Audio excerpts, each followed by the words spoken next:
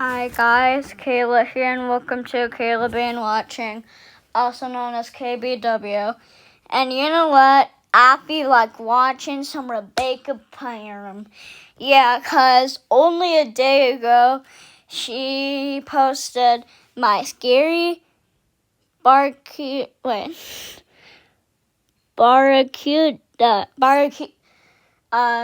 So yeah, I don't know how to pronounce that, but it looks like it's underwater. And we also have my crazy theater teacher. And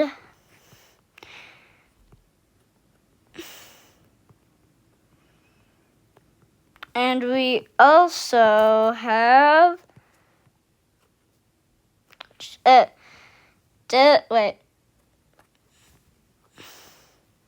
And we also have Disney street performers pick on me. So yeah, we're gonna look at those.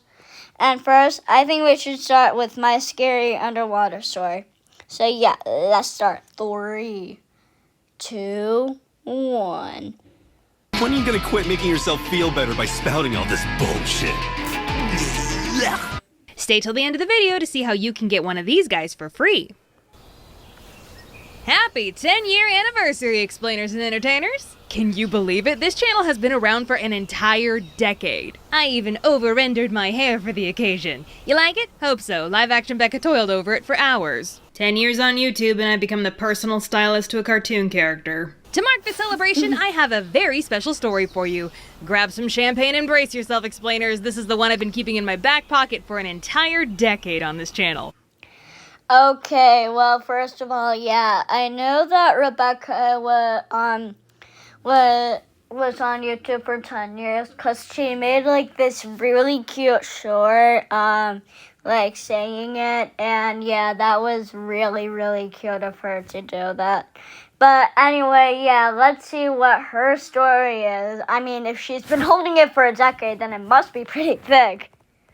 I give you the barracuda story. If you've been around long enough on my channel, you already know that since middle school, I have been a scuba diver. Mom and I both are. And can I just say, I kind of giggle a little bit that we as a society consider scuba diving to be an extreme sport, because that would make me an extreme athlete. Oh yeah, baby, you like what you see? I am built extreme. Mind you, I'm not saying that scuba diving doesn't take serious training and has dangerous aspects to it, because it does. Just look up the effects of water pressure on the human body and you will see what I mean. But I don't really know how— Okay, yeah, like, scuba diving, it's pretty hard. Like, most of the time you just, like, jump off, like, a boat or something, with scuba diving goggles on, and then you just go underwater.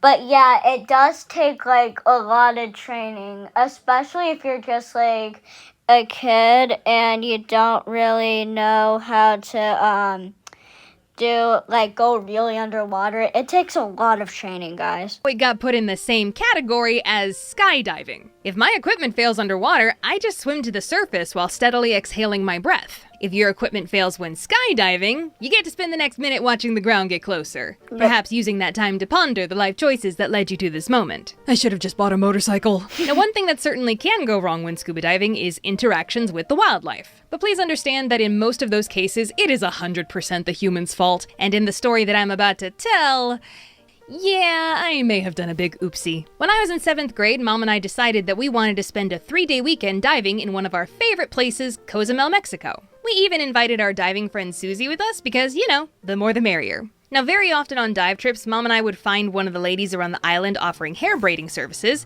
and get my hair braided in cornrows with colorful beads on the end. Oh, that's Reasons nice. for doing this: 1, I was totally pulling it off and it did not look completely stupid on me. I don't know what you're talking about. And 2, most importantly, it made managing my hair on these trips so much easier. No need to deal with salty tangled hair getting caught everywhere with these neat and tidy braids. So when we got to Yep, that's the thing with hair. Like, if you put in something, it's just wonderful.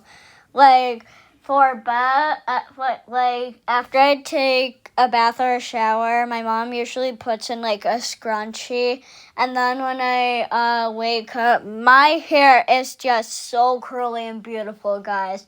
If you put a scrunchie in your hair, if you're a boy watching this, you can just skip over. But for all the girls, yeah, if you put like a scrunchie in your hair before bed, you will have the most beautifulest and curliest hair ever in the world the next day. I'm telling you.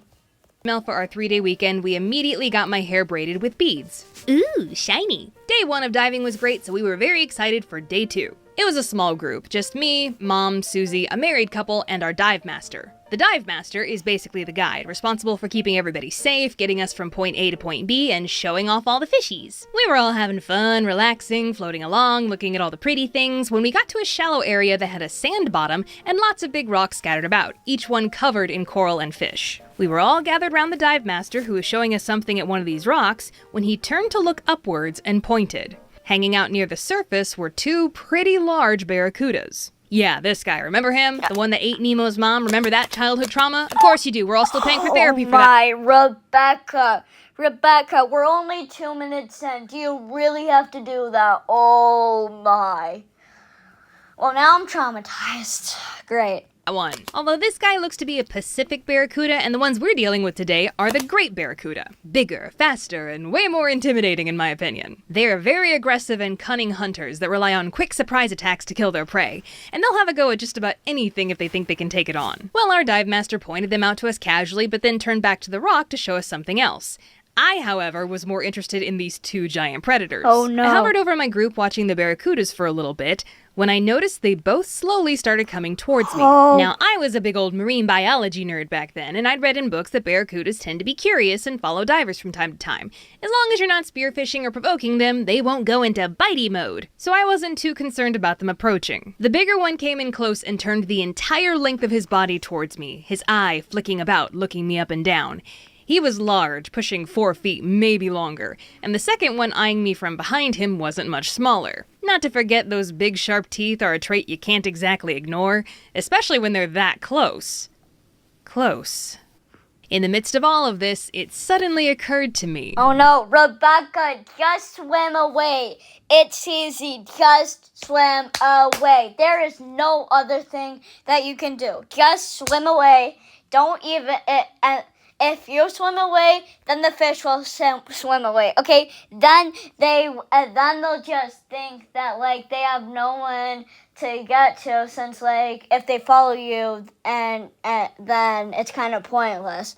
So like just swim away. It is so easy. He's quite close. In fact, I could maybe reach out and touch him right now if I were dumb enough. Maybe I should check to make sure my group isn't leaving without me. I looked over my shoulder, expecting everyone to have moved on a few yards away, but what I saw instead made my blood run cold. My group was huddling together like frightened prey animals, just staring up at the barracudas, their masks perfectly framing the terrified looks in their eyes.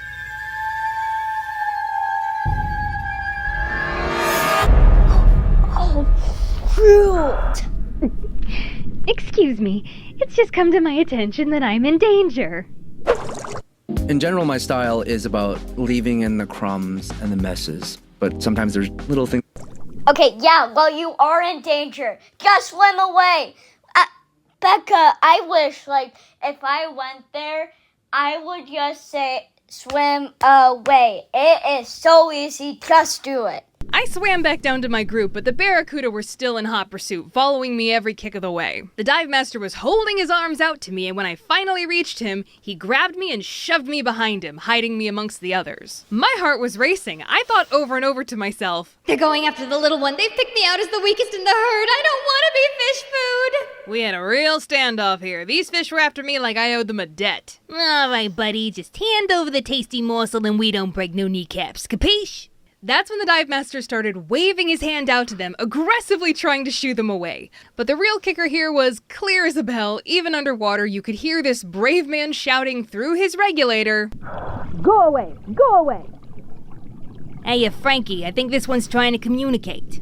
Eventually, during this intense stalemate, the smaller of the two barracuda got a little too close to the other and they accidentally bumped into each other. Startled by the contact, they zipped off into the void of the blue sea, never to return. The dive master turned around to see all of us applauding him gratefully. He smiled with his eyes, stuck his hand inside his wetsuit, and made the motion of a very fast heartbeat. Oh my gosh. Okay, can we just say good job for Mr. Skydiver? Oh my gosh. If he didn't do that, you wouldn't be able to tell the story. Let me explain, studios would never exist if he didn't do that, Becca. Oh my gosh. Thank goodness for him. Good job, Mr. Scuba Diver. You and me both, buddy. We returned to the boat, and when we were all on board, I yelled out, What was up with those barracudas? well, the thing I forgot to mention about our dive friend Susie was that she also was an expert dive master with decades of experience, and she helped shed some light on the situation. I had never read this in my fish books before, but barracudas are very attracted to shiny objects. Reason for that? They look like the scales of fish. You know, the thing they hunt.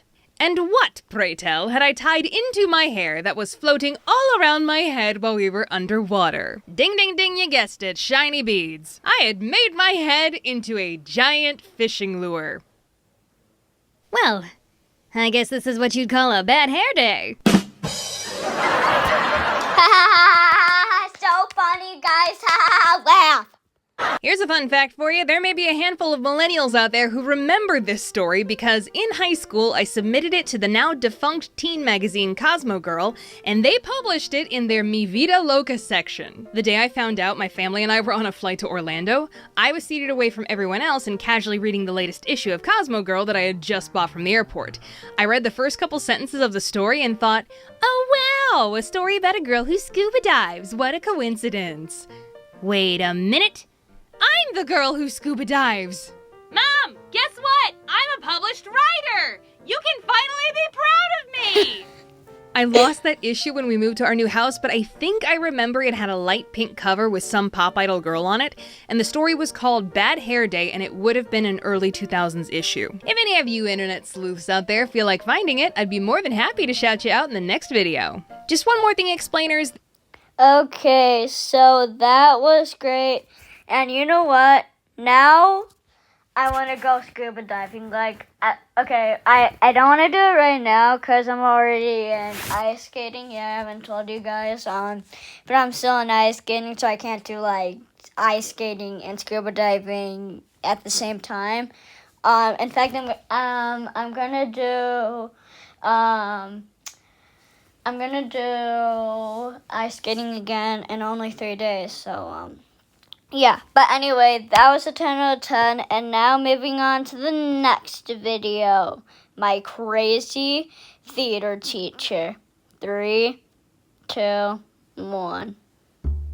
Some of you understand what you're about to get into. In 3 of my videos, I have mentioned a certain teacher of mine, a certain mentally unstable, vindictive teacher. Given that one of those videos has over 7 million views at the moment, people are getting a little curious about this infamous educator from my past. Well, gird thy loins, explainers and entertainers, because we're finally talking about it. Here we go. This is the story of my emotionally abusive high school theater teacher. Now, because it is theater, I know I run the risk of sounding like a crybaby, whining over their teacher not giving them the lead part in the play, and trust me, I completely understand people like that exist.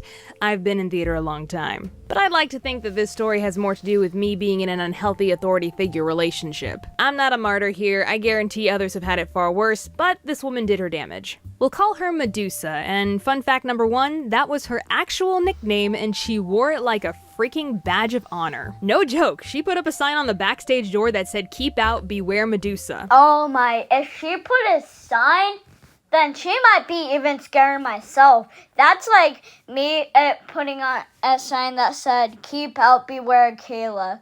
Like, she might be even scared of herself. And then thinking about, what kind of name is Medusa? Like, that sounds like a witch name or something. Boy, that should have been a warning in more ways than one. Okay, so I met Medusa my first year of high school. She was the only teacher running the entire theater department, so no matter what type of theater class you took, she would be teaching it. She also ran the theater club and directed all the after-school plays. All casting decisions were left up to her.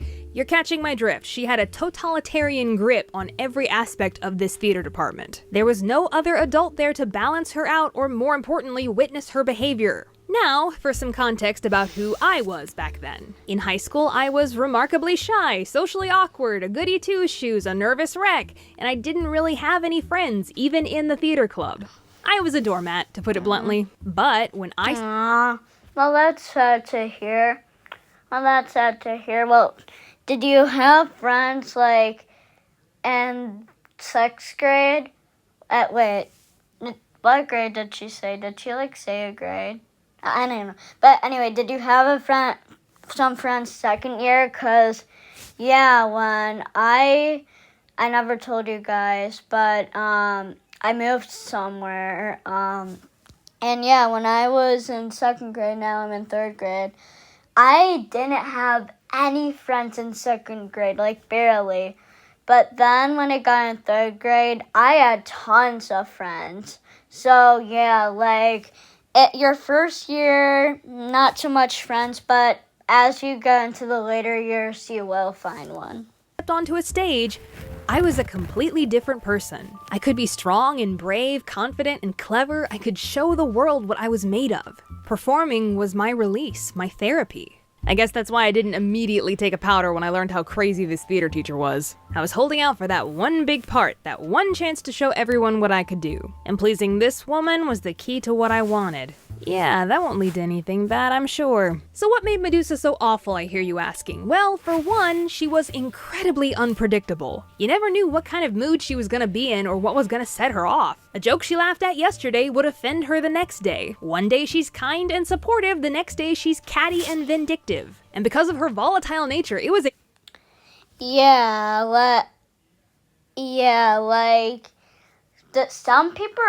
Some people are like that, where, like, one day that you could do, like, a joke and then they don't laugh at it the next day, or sometimes you do a prank on them and then it offends them the next day. It's like, there are definitely people like that.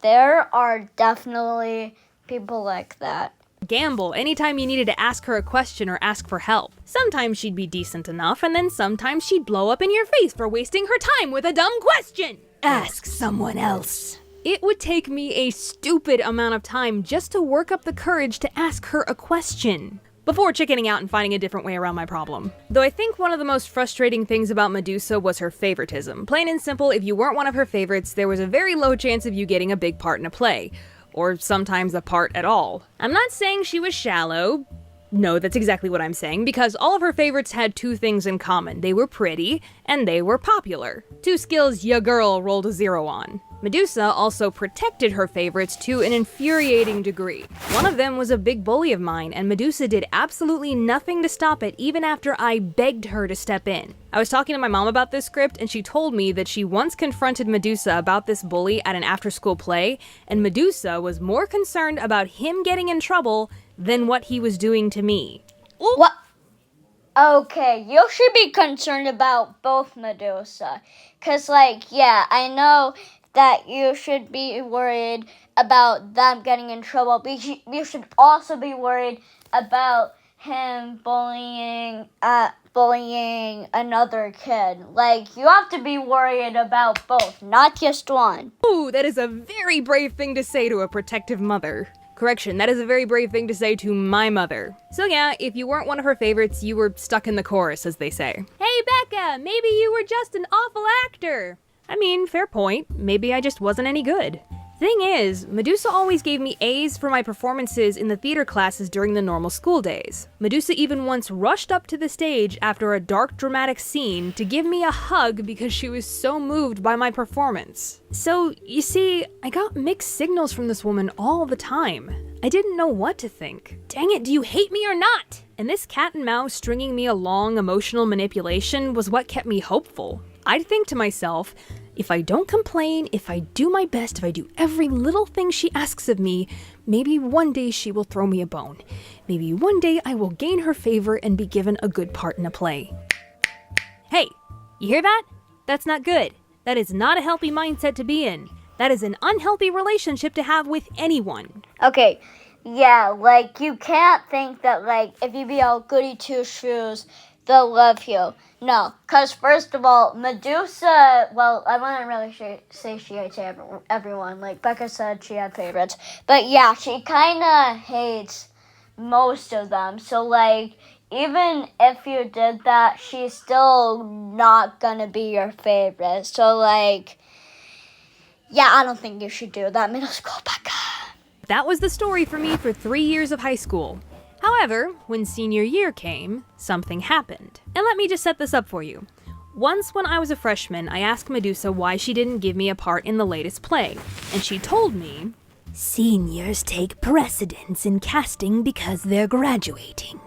and I thought, okay, well, I guess that makes sense. When I'm a senior, I'll be a priority. Come senior year, pretty much all of her favorites had graduated, and the only 2 senior actors left were me and this one other guy. In fact, a very large portion of the club had either graduated or left, so pickings were pretty slim that year for willing participants. Anyways, we were going to do the comedic play Noises Off. And in that show, there is a role called Dottie meant for an older woman who needed a Cockney accent and had a boy-toy love interest. Hilarious. So naturally, being the oldest girl in the theater department, having a plump, middle-aged looking body, being able to do a pretty great Cockney accent, and being a senior meant that the stars were finally aligning in my favor. And the day before the audition, I was hanging out in the theater club room, and I told another student that I was hoping for the part of Dottie, and Medusa overheard. She looked right at me, smiled, nodded very obviously, and gave me a big thumbs up. Gee, Becca, it sounds like a chance. Okay, well, I wouldn't really say, like, because she said she's unpredictable, I don't think she'll do that. Like, that sounds way too nice for Medusa to do. That sounds way too nice for her to do. Of getting this part are pretty good. I know, right? That's what I thought too. But gosh golly darn it, call me M. Night Shyamalan because this story has a twist. I went to the audition, gave it everything I had, knocked it out of the park, was the only girl who could do a Cockney accent. But the next morning, Medusa posted the cast on the bulletin board, and nothing. She didn't even cast me. Medusa.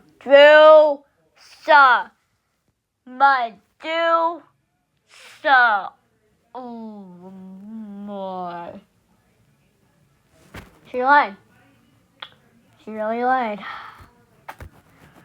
So I guess I was right.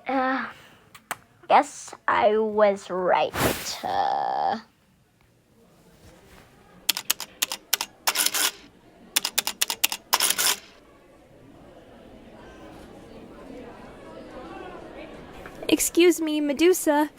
I was wondering, why didn't you cast me? Oh, it's because you were too tall. Too tall.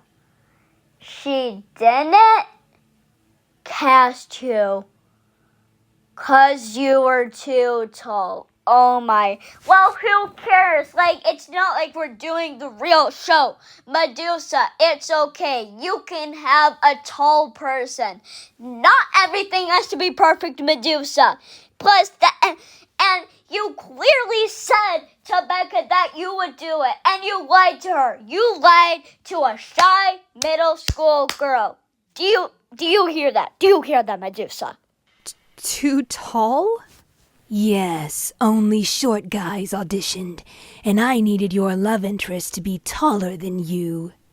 Funny thing about that excuse, she had cast the only senior as my love interest, and he was, in fact, taller than me. So yeah, she flat out lied to my face. But because I think I was in shock, I didn't question it at that moment, and I just walked away. Turns out the truth eventually came out because a couple days later, some concerned tech theater girls told me they heard Medusa say something in passing conversation with the other students. The reason I didn't cast Becca is because she's not one of the group. She keeps to herself way too much and doesn't have any friends. Oh my. Well, what? No, that just brings more reason. Like, don't you like it when, like, Becca said that, like, when she was on stage, she showed the world, like, who she was and wasn't shy. Like, that, you should have done that, Medusa. Oh my gosh. She didn't cast me because I wasn't popular.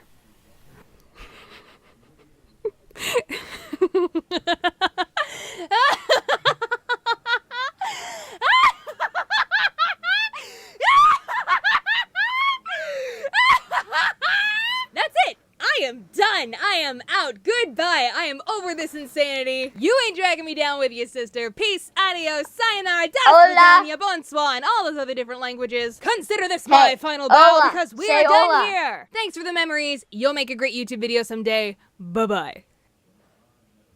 And I left. I left and went straight to my advisor to drop out of all of Medusa's classes, which my advisor was very happy to do for me when she learned which teacher I was trying to escape. Oh yeah, she's crazy. Consider it done. I'll be honest, the situation was a little bit more complicated than just not being given the part that I wanted. There was so much more. But this video is long enough already. And let me tell you something, explainers and entertainers. The moment I left, I felt like a completely different person. My confidence shot through the roof, I was happier, I didn't care so much what people thought anymore. Heck, even guys were paying more attention to me. My choir director noticed the change and gave me the award for Most Improved Senior. I didn't even have to give up my love of theater because I went out and auditioned for community theater with adults. I even got a leading part in a musical that summer and won the Best Actress award for the show season at that particular theater. Oh my. Wow. Good for you. Oh my. There is nothing better than, like, actually getting into a real show. There's nothing better than that instead of getting to, like, a real show. Oh my gosh, Becca. Good for you. See, this is why change is so important. Everything had fallen into place for me, and all because I finally worked up the courage to say I deserve better and walk away from a toxic relationship. These situations don't always end like fairy tales, but for me, it did.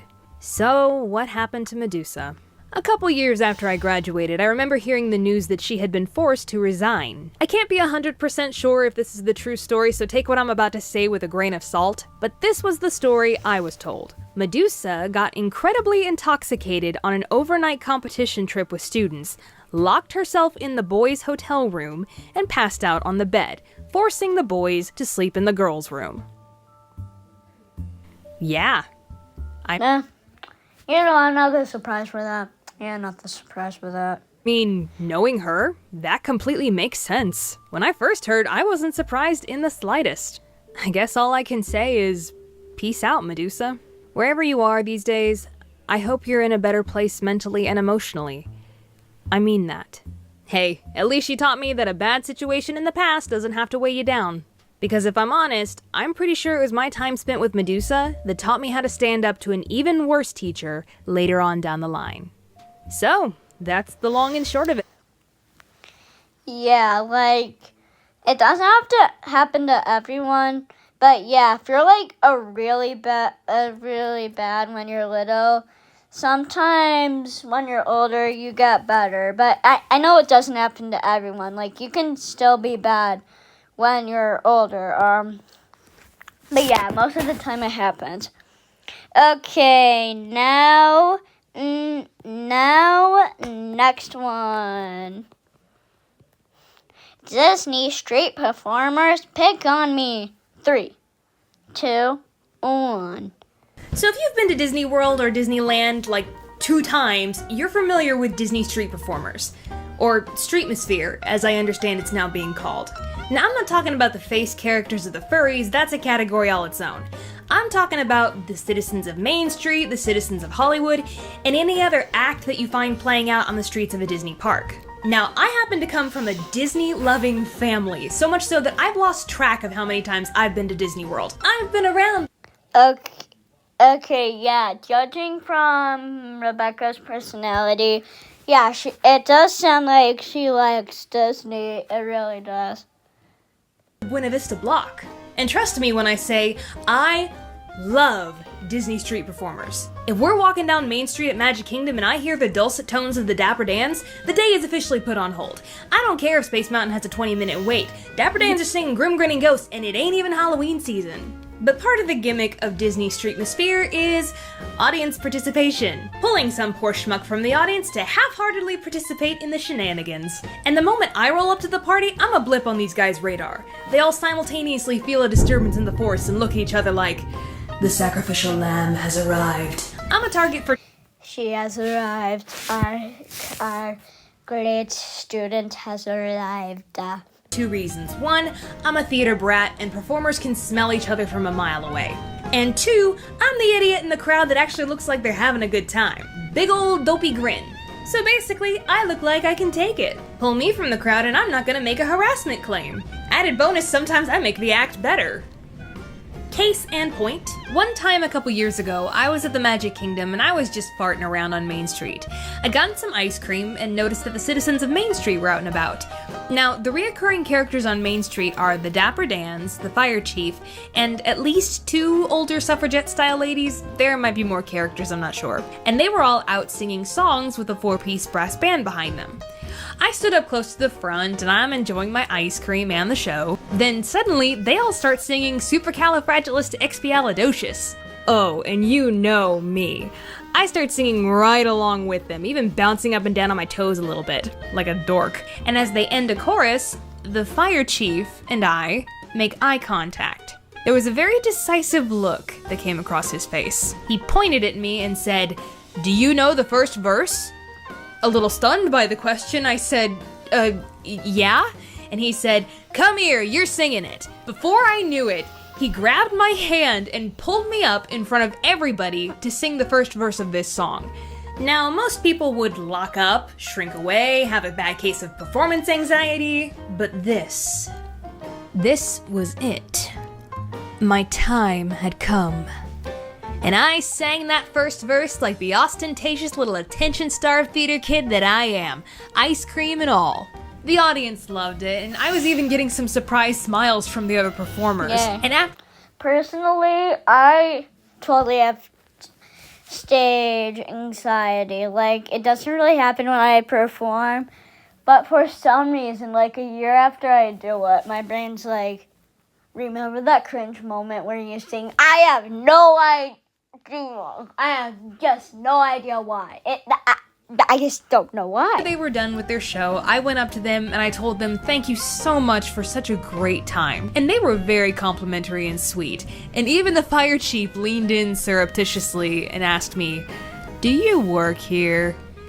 I told him I've been to Disney World so many times that I might as well. Oh. Well, wait, is there more? Oh, wait, there's not. Okay, so that was great. And I've only been in Disney World once, so, and plus, I was only 3 when it happened, so I kind of don't really remember it. But yeah, that's the end of the video. Don't forget to like and subscribe. And also don't forget to check out Becca's channel. It will be in the description. And I will see you in the next video. Goodbye.